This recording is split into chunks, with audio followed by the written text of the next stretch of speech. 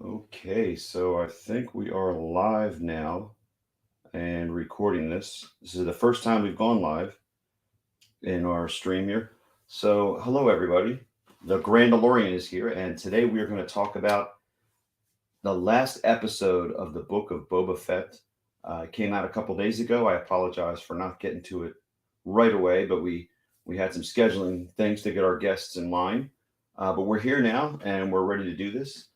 And so let's bring in our first guest, the armorer herself, the one, the only, the Momeror. Hello, Momeror. Hey there. And now I knew who I am this time. And you know who you are this time, and we're just waiting for Bubba Fett to join into the stream. Yeah, I guess we were always waiting for him because he doesn't show up a whole lot in this series, but Yeah, just like his regular character. yeah. He's not always there. But we can lead the way um, while we're waiting for him to show up. So episode 7, we watched it. You liked it? You were okay with it? What was your take? I was glad that they didn't draw out what decision Groku was going to make. And I was glad that they had more of Bubba Fett in it. So overall, I thought it was a decent way to end this series. How about you? I'm glad we got an immediate response to what was going on with Grogu, what his choice was going to be. But maybe I should wait for Bubba Fett to get in here to say that this kind of cheesed out on the way they brought him back in, like Luke wasn't even there. Like you just kind of put him on an X-wing and that's it. What if something happened? Yeah. No, didn't R2D2 fly him back? What's R2D2 going to do if he get into a fight? Oh, I see what you're saying.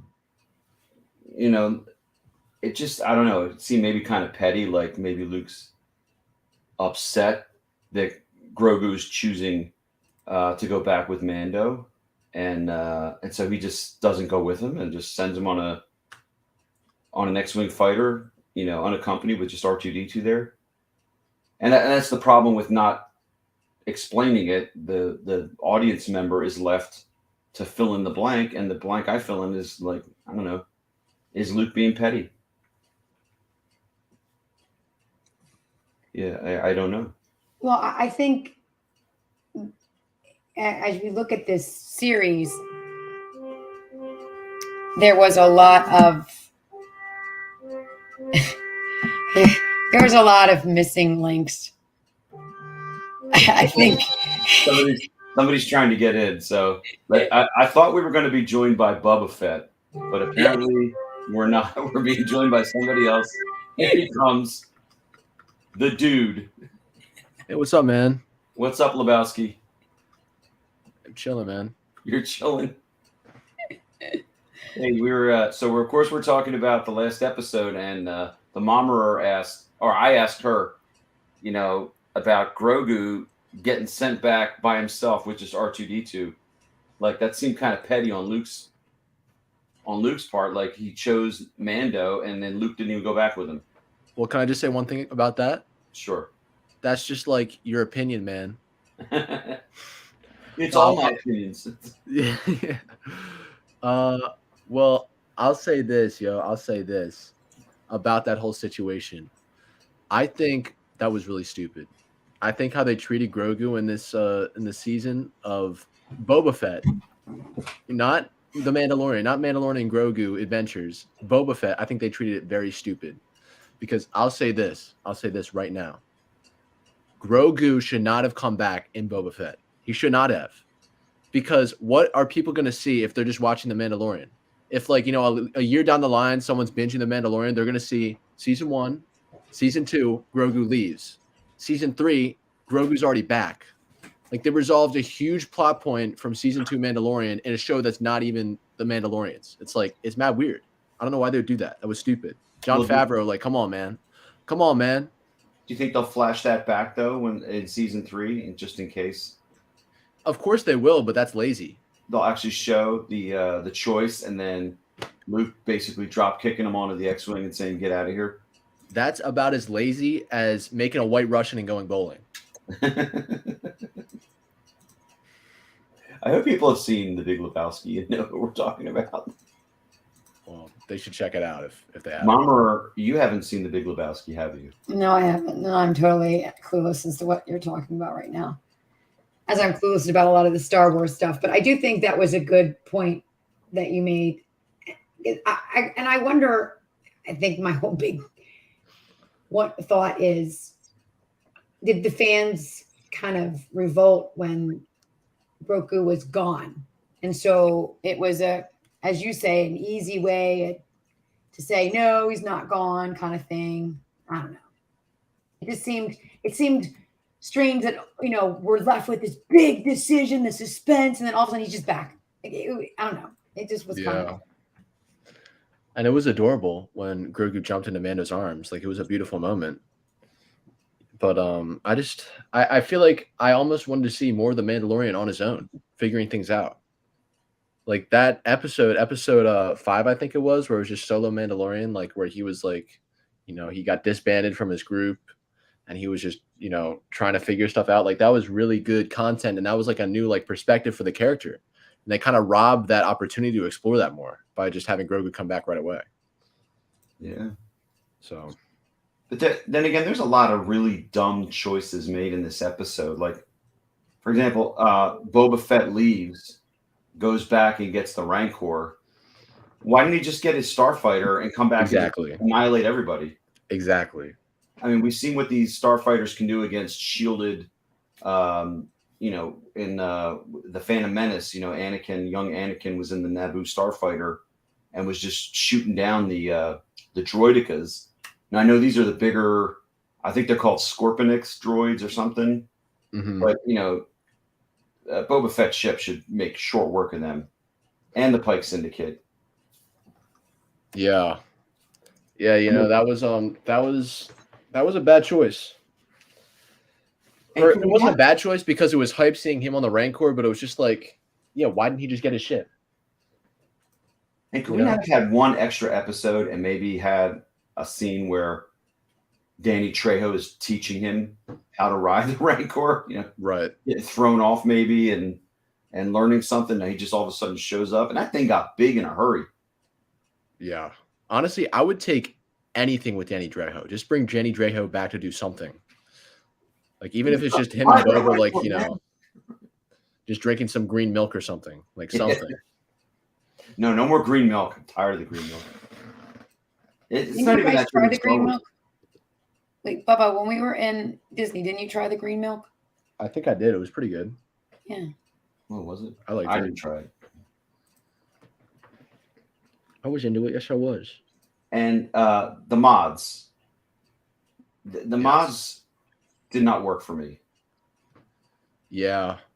Their bikes reminded me of Back to the Future 2 with Marty McFly's hoverboard. The special effects just didn't work.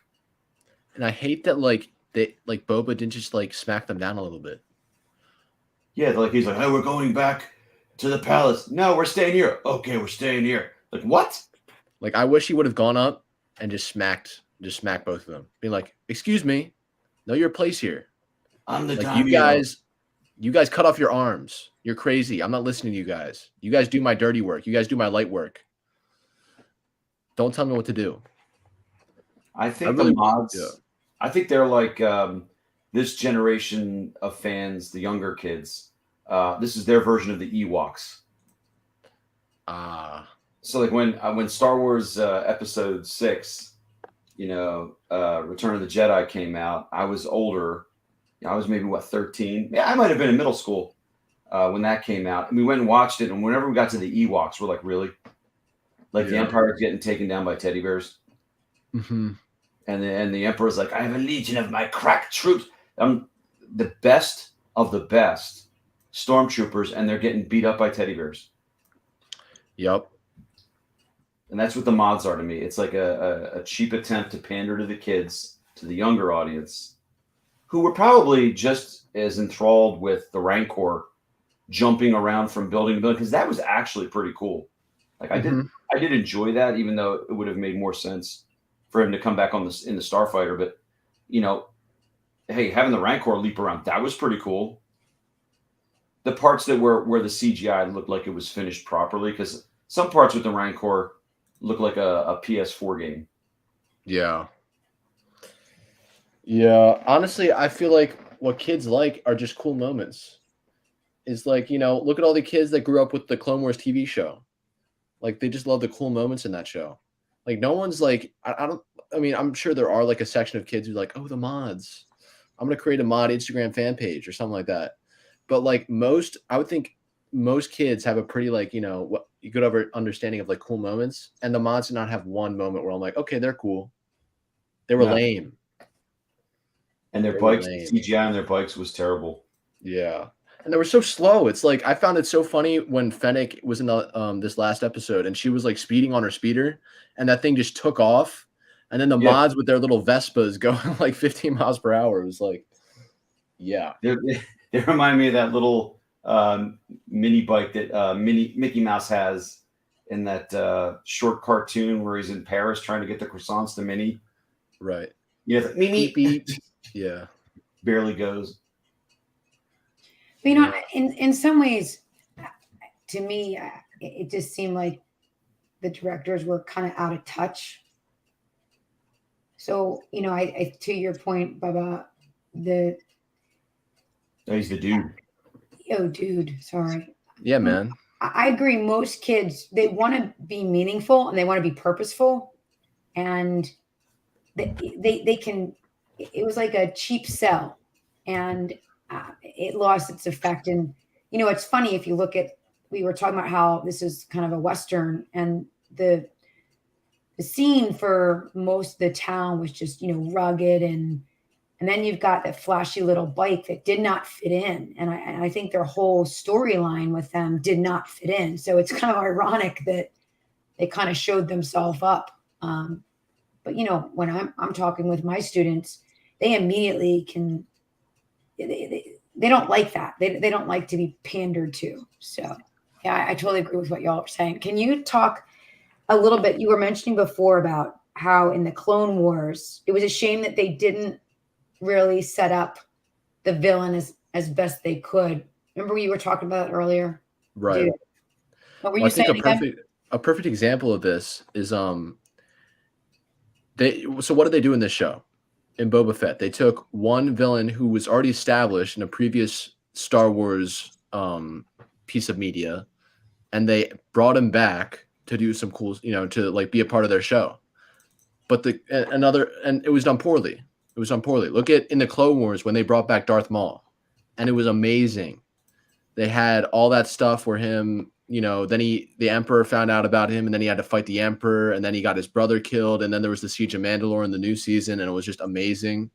And like they really they brought more to his character by putting him in the Clone Wars, and they like made his interest with all the other characters just deepen. But what did they do with Cad Bane? They didn't add like any new connections with characters. He just showed up and were like, oh, him and Boba know each other somehow. They didn't flesh it out at all. And then, they have like a 2-minute like interaction standoff thing, and then he's just dead or supposedly dead. It's like if they really wanted to bring him into the show and do something interesting with him, why wouldn't they just do something interesting with him? Why wouldn't they bring him in earlier, have like an emotional connection between him and Boba Fett established? And then when they do show down in the last episode, it has so much emotional weight to it, and it's just like awesome. Like it was cool what we got, but it could have been so much better. Weren't you telling me that in the Clone Wars, Cad Bane is the one who put that dent in Boba Fett's helmet? Yeah, that's what I'm saying. Like if they like fleshed that out and like maybe had a flashback sequence of that would have been amazing. Yeah, because I didn't watch the cartoons, so I don't know anything about him, Cad Bane. Really, I don't know about this history with him. I don't know about the Wookiee Chrysanthemum. Is he in the Clone Wars too? He might be. I'm not sure. I honestly don't remember. He's legacy somewhere in Star Wars. I know nothing about him. Apparently, he could take a beating. Yeah, he's just lumbering around and getting shot all the time and hit with axes and whatever, and then he's just eating a melon at the end. Right. Like it's nothing. One other thing I want to say is this is something I'm afraid of, where it's like I feel like Disney doesn't get the vibe of Star Wars that much. Like they do an amazing job with some of this stuff, and sometimes they nail it, but there are some cases where they just fall really flat. And say what you want about the prequels, and like they definitely do have their really bad moments, but like in the set pieces and their environment and the vibe, like it feels like Star Wars. Like What? with some of the additions in the Boba Fett show, it doesn't feel like Star Wars at all. Like the speeder bikes, or just like the mods, or just some of like the beats and whatnot. And have you guys seen the trailer or video they dropped about the new Galaxy's Edge hotel? I've seen bits and pieces of it. And I know it's very expensive. it's very expensive, and the promotional video they put out was cringe, and it did not Really? look like Star Wars at all. So that's one thing I'm a little bit worried about with Disney. Like they do a great job with some things, and then with the sequels and like some of the things they have in these shows, it doesn't feel like Star Wars. And so I'm excited to see what goes on in the future, but that's one of my big worries. How much do you want to bet when we go down and I'm hanging out in Galaxy's Edge, wandering around, that I'm going to see mod toys, the bikes, the characters, action figures? They're all going to be there. They'll definitely have something. They'll have something from Boba Fett. They'll probably even have a mocked up mod bike like on display with the other spacecraft they have down there at the Black Spire Outpost. I forget what the name of it. It's supposed to be what they call it when you're there. If they do, I would like walk up to it and be like, yo, I need to get somewhere really slowly. Can I please take this? I need to get to Epcot in like 3 hours. Can I please take this? That's funny. Hold on tight. We're going to be reaching speeds of up to 3. It's like, dang, yo. Dang. You know what they probably did? They probably got one of those like Lark scooters at the grocery store and just CGI that up, and that's what the mods ride around on. So overall, in with the series, because I know we were talking, we really enjoyed The Mandalorian, and I felt, I felt that it built one season upon the next. What was your overall feeling about this particular show? Scatterbrained. If they want to make a Boba Fett show, make a Boba Fett show and make him do more interesting things. Did you think it was at least kind of cool at the end to see a Fennec go in and wipe out the Pike Syndicate? That was the best part of the episode. When she like hung the mayor. Like that was like, that's great. Give me more of that. Boba Fett should have done that, if anything. Like he should have done something cool like that on his own. What about that I thought it was cool though, what was that? I don't know. I don't know what to call it, the monster. What was that? The creature? Rancor. What was that creature? The Rancor. Oh, I like that, bringing that back. I thought that was cool. Yeah, it was very cool. Yeah.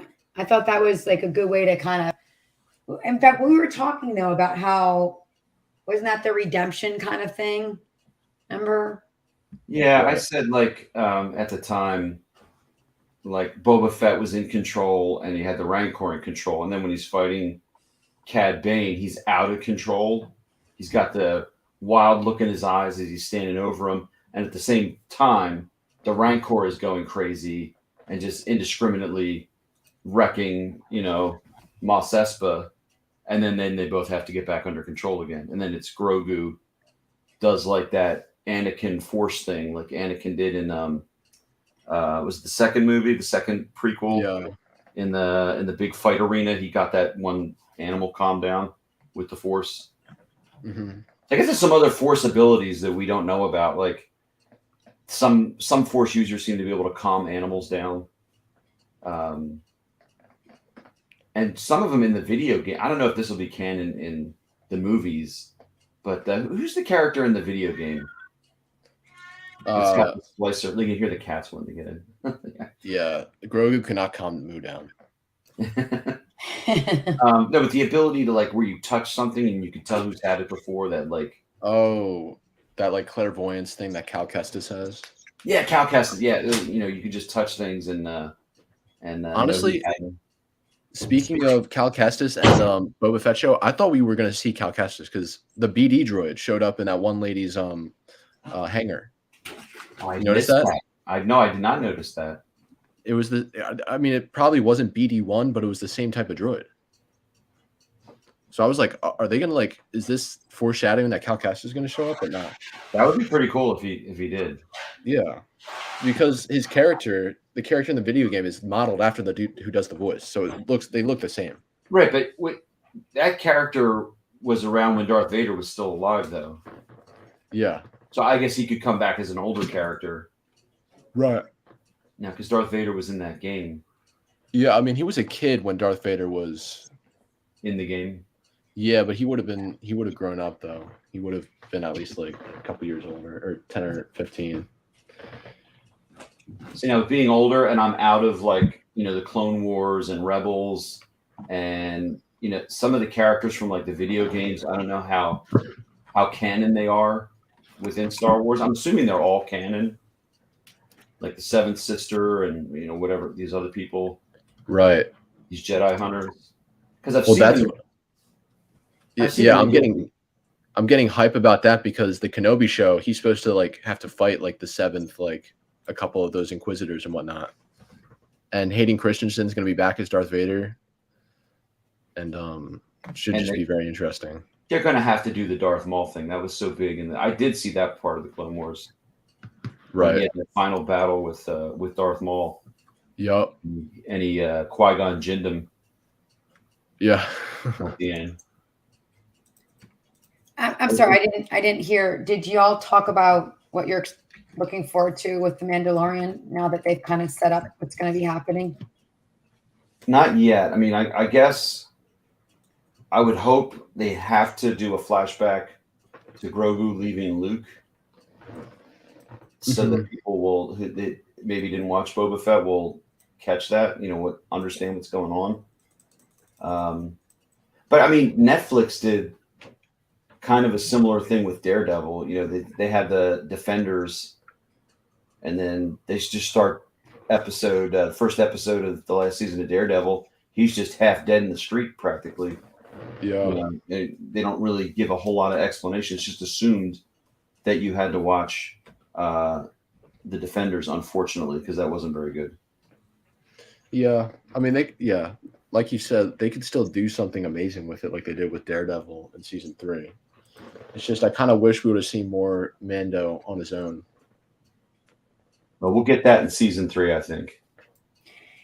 See, I'm wondering if we're gonna start in, and you're right, the first couple of shows are gonna be them working through that scenario, because it was kind of a wrenching moment where he was separated and he was looking up on the mountain. You saw Grogu and he could see Grogu, but he knew that he couldn't go to him, and he had to continue on. The character development could have been so much stronger. They're going to have to do something, at least hopefully. We'll see. And they're going to have to set up the battle for the Darksaber. It's going to be Darksaber is going to be a huge part of the plot of season 3. Oh yeah. And honestly, I'm just like going to call it right now. I think season 3 is going to be a heartbreaker. Like, I think Mando is going to have to pay for Grogu being back with him. I think Grogu's going to get taken, and like Grogu might even die. Disney will not have the guts to do that. Or Grogu's going to at least get taken, and Mando's going to like feel really bad. And like Mando's going to have to like do some shady stuff to get him back. And it's going to be like a heartbreaking moment when you realize that like Mando's like, I'm putting this kid in danger. Like, I can't do this. It could be something where it's like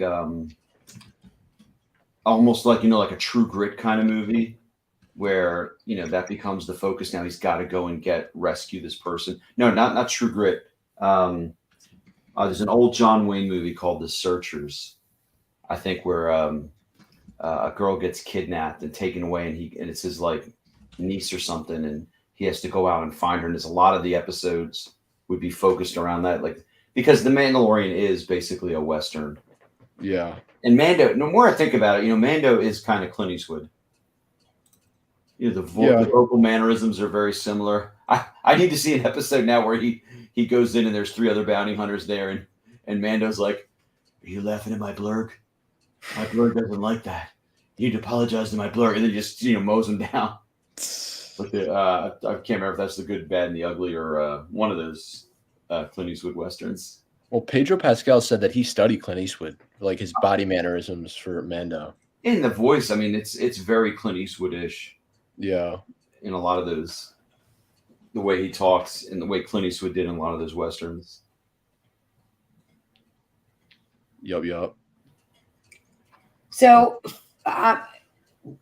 when we look at this series, and I know we talked a little bit about it, who would be the most memorable character? And you can't do Mando and you can't do Grogu. Danny Trejo. I Who was agree. that? The Rancor trainer.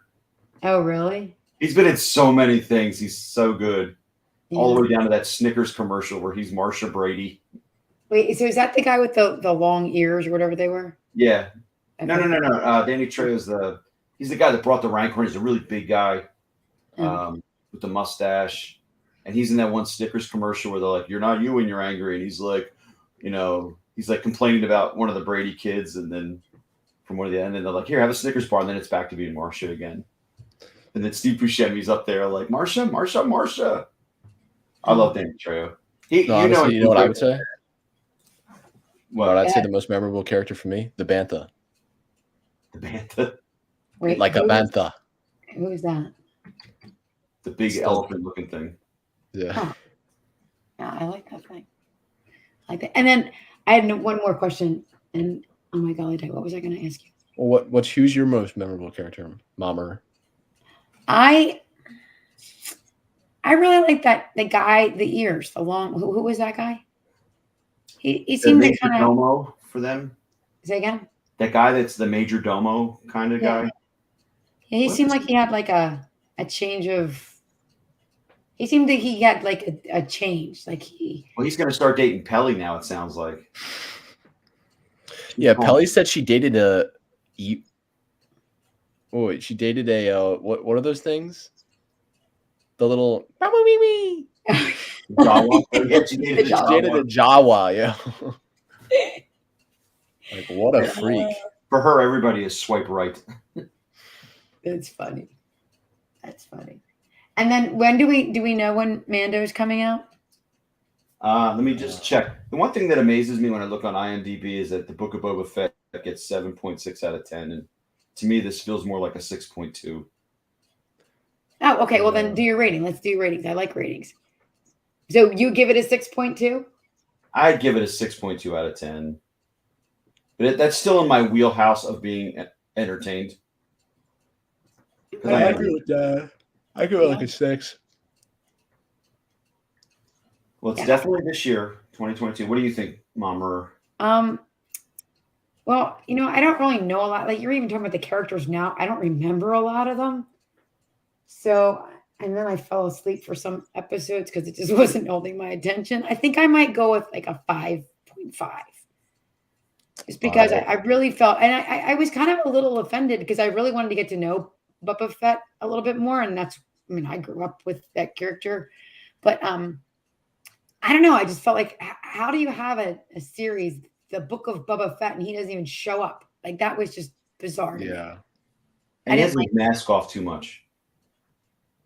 Yeah, I didn't like it at all. And he just seemed kind of weak. And I didn't appreciate that either. I think Boba Fett works better when he's a little more mysterious. Yeah. Without a doubt. Yeah, and you know what? That was true. This one, he just seemed like he was, I don't know, like here was this great warrior, and he had this great image, and he just seemed like, ugh. It was like, ugh. So wait, the end scene, end credit scene was all about the tank and the Marshal being in the tank. So do you think he's going to show up in The Mandalorian? Who cares? I don't care about the Marshal.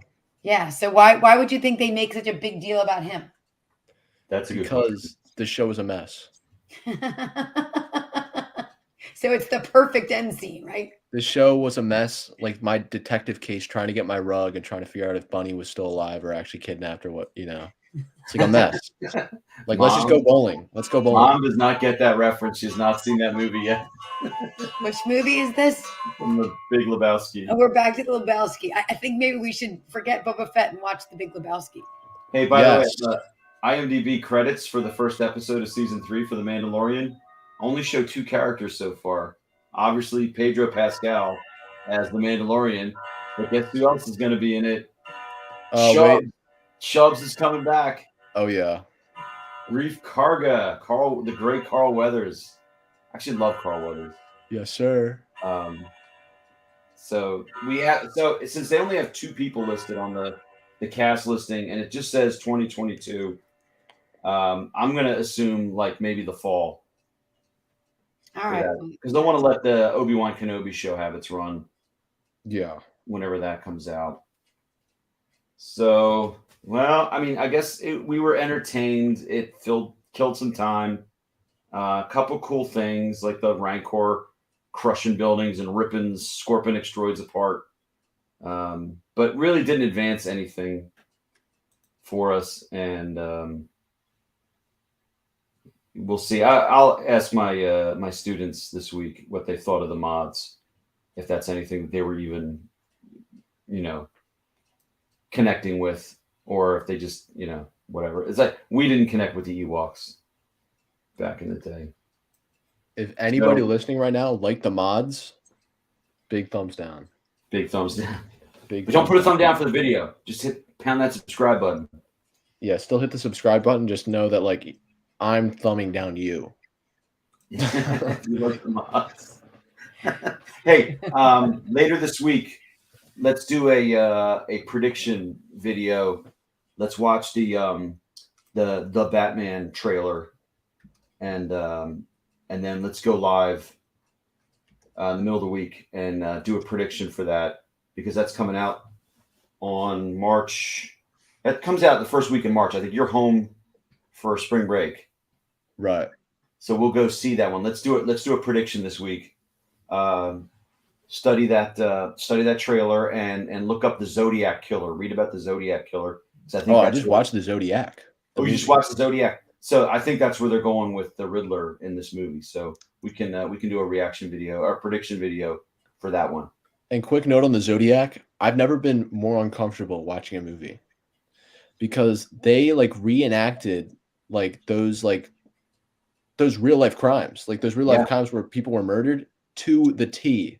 And it's so disturbing watching that, because that actually happened. And did they have the one guy that survived, the one that then described him? Yeah. Yeah. It's horrific, yo. It is. And on that note, anybody who tuned in, thanks for stopping in, and we will catch up with you later in the week. And have a good week. Yup. The dude abides. All right. See you guys. bye. Adios.